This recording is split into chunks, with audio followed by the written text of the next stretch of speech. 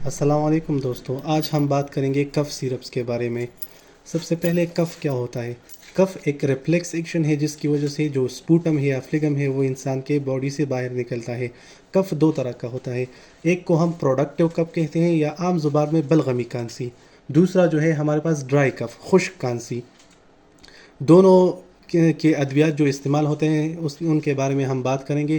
سب سے پہلے ہمارے ساتھ ہائیڈرولین سیرپ ہے۔ یہ جو ہے نا، اس میں امینوفائلین پلس کمپاؤنڈ سیرپ ہے جو کہ ایکسپیکٹورنٹ ہے، جو کہ بلغم کو باہر نکالتا ہے، تو یہ ہمارے ساتھ بلغمی کھانسی کے لیے یوز ہوتی ہے۔ ہائیڈرولین سیرپ سرلے کمپنی کا ہے جو کہ بہت زیادہ یوز ہوتا ہے۔ دوسرا اسی کمپنی کا سرلے کا ایک پروڈکٹ ہے ہائیڈرولین ڈی ایم، جس میں ہمارے ساتھ ڈائفین ہائیڈرامین جو کہ H1 انٹاگونسٹ ہے کے ساتھ ساتھ ہمارے ساتھ ڈیکسٹرومیتارفین بھی ہمارے پاس جو ہے نا ڈیکسٹرومیتارفین بھی ہوتا ہے۔ ڈیکسٹرومیتارفین کیا کام کرتا ہے؟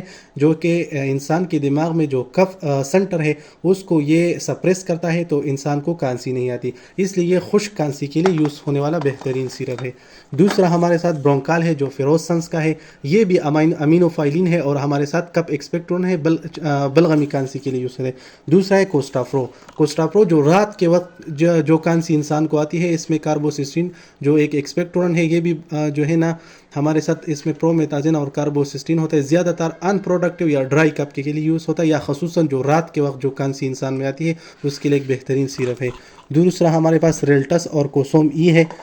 کوسوم ای مارٹنڈو کمپنی کا ہے، اور ریلٹس جو ہے نا وہ بھی کپ ایکسپیکٹورن ہے، امینوفائلین کمپاؤنڈ ہے، اور کوسوم ای بھی امونیم کلورائڈ ڈائفین ہائیڈرامین ہے، جو کہ ہمارے ساتھ پروڈکٹیو کپ کے لیے دونوں یوز ہوتے ہیں۔